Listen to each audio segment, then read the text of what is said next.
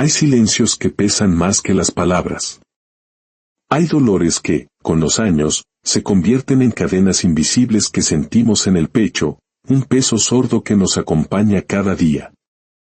Esta es una historia sobre esas cadenas, y sobre el lento, paciente y sagrado acto de liberarse de ellas. No a través de la justicia o la venganza, sino a través de un poder que reside enteramente dentro de nosotros, el poder del perdón. Antes de sumergirnos en el alma de esta historia, te invito a compartir este mensaje con alguien que necesite un poco de luz. Un simple gesto puede ser el eco de una bendición. Y si decides acompañarnos en este viaje, tu suscripción es el mayor aliento para seguir creando historias que toquen el corazón. Nuestra historia nos lleva a una antigua ciudad portuaria, un lugar donde el tiempo parece moverse a un ritmo distinto. Aquí, la brisa marina se cuela por las callejuelas empedradas, trayendo consigo el eco lejano de campanas de iglesia, el lamento de las gaviotas y el murmullo de los barcos que zarpan, cargados de esperanzas y secretos. Las fachadas de cal blanca de las casas parecen inclinarse hacia el mar, como ancianos sabios escuchando las historias que solo el viento sabe contar. En este lugar de memorias profundas, vivía Inés. Caminaba con pasos contenidos, como quien ha aprendido a no llamar la atención del mundo. Era conocida como la costurera solitaria de la calle de los Olivos. Sus manos, delicadas y firmes, podían remendar cualquier desgarro en la tela, pero pocos imaginaban la herida que ella misma llevaba cosida en el alma. En la esquina de su pequeña sastrería, una ventana enmarcada en madera azul era testigo de un ritual silencioso que se repetía desde hacía décadas. Cada noche, antes de apagar la lámpara de aceite, Inés escribía. Tomaba pluma y papel, y dejaba que su voz silenciosa fluyera sobre las hojas. No siempre eran palabras suaves. A veces, la rabia manchaba la tinta. Otras, las lágrimas la diluían antes de que la carta fuera doblada. Ninguna de esas cartas fue enviada jamás. Todas descansaban en una caja de madera escondida bajo un tablón suelto del suelo. Aquella caja era su confesionario sin oyentes, un altar de papel y silencio donde depositaba su dolor, gota a gota, para no ahogarse en él. Las mareas iban y venían. Los navíos partían llevando noticias de guerra, de comercio, de amores lejanos.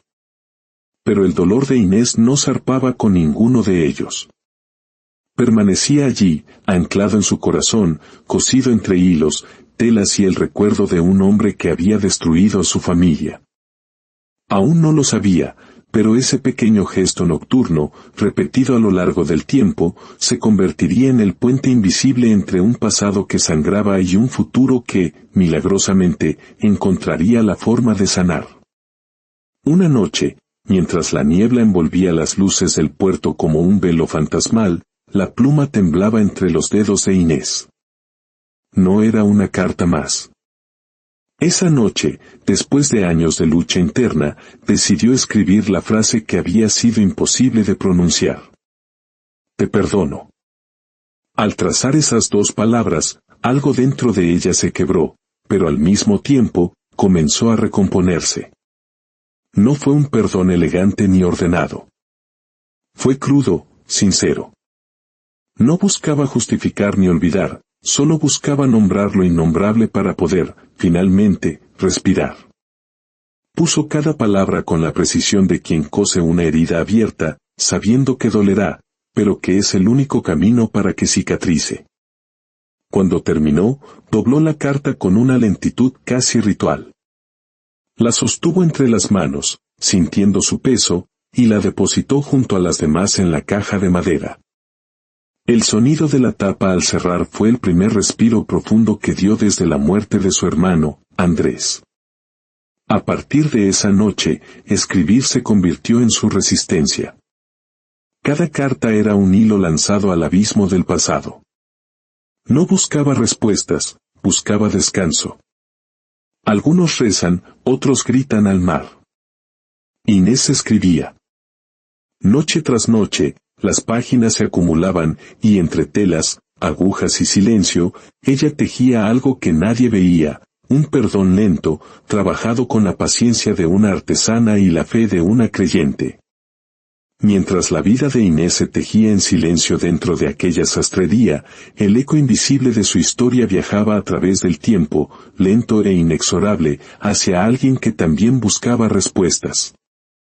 Y un día, el mar trajo de vuelta un hombre que la ciudad creía enterrado, Ramón. Llegó con el viento del otoño, en un navío de velas oscuras que hablaba de una familia antigua y de fortunas acumuladas lejos de allí. Habían pasado más de 20 años desde que su padre, el hombre de las cartas de Inés, desapareció sin dejar rastro. Ramón había crecido en otra ciudad, rodeado de silencios cuidadosamente seleccionados. Nunca le contaron toda la verdad, solo fragmentos. Pero en su alma ardía la necesidad de saber qué parte de su herencia estaba hecha de verdad y qué parte de mentiras. Su figura elegante contrastaba con el aire rudo del puerto. Mientras caminaba por la calle principal, los murmullos seguían sus pasos. Para muchos, su apellido pertenecía al pasado. Para Inés, era un eco que nunca se había extinguido del todo. Una tarde, sin rumbo aparente, como si un hilo invisible tirara de él, los pasos de Ramón lo llevaron a la calle de los Olivos. A veces, el destino no grita, susurra. Se detuvo frente a la pequeña sastrería. A través de la ventana, vio a una mujer de cabello recogido, concentrada en su costura bajo una luz cálida. No sabía quién era, pero sintió una extraña conexión con esa imagen, como si esa escena perteneciera a la historia que venía a buscar. No sabía que detrás de esas paredes, en una caja oculta, descansaban cartas que, sin saberlo, llevaban años esperándolo. El hijo del hombre que destruyó una vida había regresado, y el destino comenzaba a trazar el inevitable encuentro. El momento llegó una tarde tranquila, cuando un joven aprendiz de marinero entró en la sastrería para remendar un abrigo. Torpe y distraído, tropezó, y su pie movió uno de los tablones del suelo. Por curiosidad, se agachó. Y la caja apareció. «No toques eso», dijo Inés, con una firmeza que heló al muchacho. Afuera, Ramón observaba desde la acera. Vio al joven salir murmurando disculpas y luego a la mujer, arrodillada, protegiendo algo invisible en el suelo.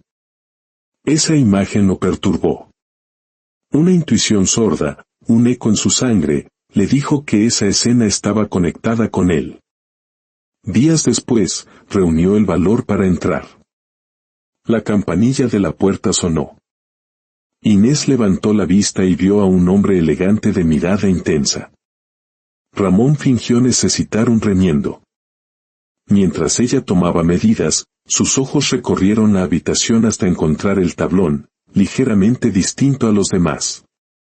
Volvió días más tarde a recoger su chaqueta. El taller estaba vacío, la puerta entreabierta. Entró. Sus pasos resonaron sobre la madera. Se detuvo frente al tablón, lo levantó con cuidado, y allí estaba. La caja. La sacó lentamente, como quien despierta un secreto dormido.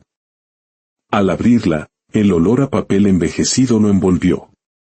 Dentro, perfectamente ordenadas, decenas de cartas. Tomó una al azar. La caligrafía era firme. Te perdono. No porque lo merezcas, sino porque ya no quiero que tu sombra habite en mí. Leyó la frase una y otra vez. Sintió un nudo en la garganta. Comprendió que esas palabras, de alguna forma, estaban ligadas a su apellido, a la pesada herencia que cargaba. El sonido de la puerta lo sobresaltó. Levantó la vista. Inés estaba allí, de pie en el umbral.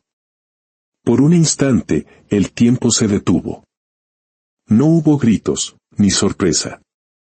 Solo dos miradas que se encontraron en el punto exacto donde el pasado había decidido esperar. Perdón, murmuró Ramón, avergonzado. No debía. No, lo interrumpió ella con una calma asombrosa. Era solo cuestión de tiempo. Se quedaron en silencio. Ramón, arrodillado frente a la caja abierta. Inés, de pie, sosteniendo sus telas como un ancla. En el aire no había miedo, sino la quietud que precede a una tormenta que ha esperado años para descargar. No sabía que estas cartas existían, dijo él con voz entrecortada. No deberías estar aquí, respondió ella, no como una amenaza, sino constatando un hecho. Lo sé. Pero creo que siempre iba a terminar aquí. En esa pequeña sastrería, bajo la luz tibia de una lámpara antigua, dos vidas separadas por el dolor se encontraron al fin. No como enemigos, sino como herederos de una verdad silenciada. ¿Tú las escribiste?, preguntó Ramón.